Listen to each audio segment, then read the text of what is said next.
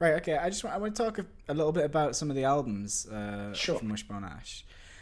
So Pilgrimage for me is sort of where the sound sort of moves a little bit from what I would probably call hard rock Yeah. towards a more progressive sound. You know, you've got songs like Lullaby that sort of Yeah. feel a bit like they wouldn't have really belonged on the first album.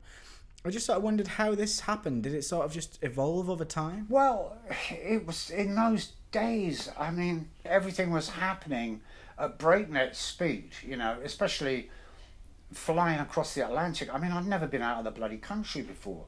You know, and all of a sudden we got to start going and touring in America. And the first album was well received. You know, everywhere.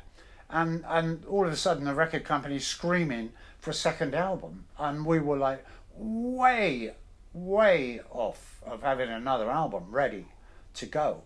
But what we did have was the album cover, which had been designed for the first album.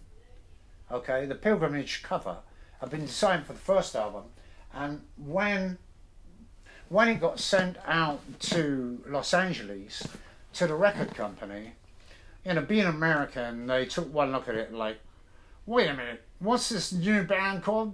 Wishbone Ash?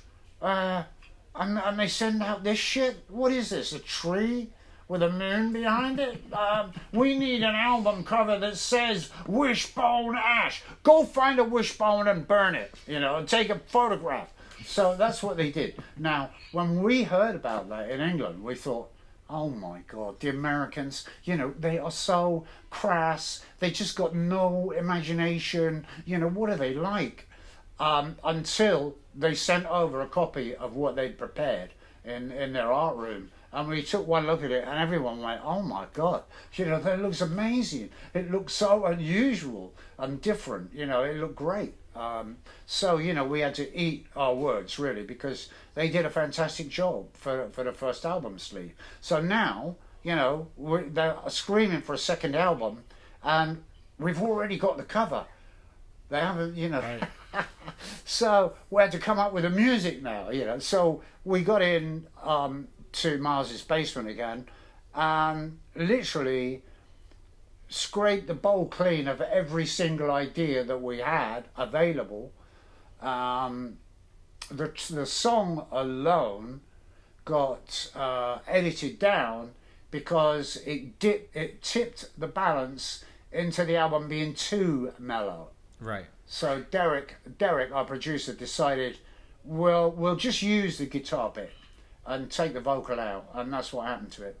I think we were being very experimental at that point. We didn't have a really clear definition of what we were as a band. You know, were we a rock band?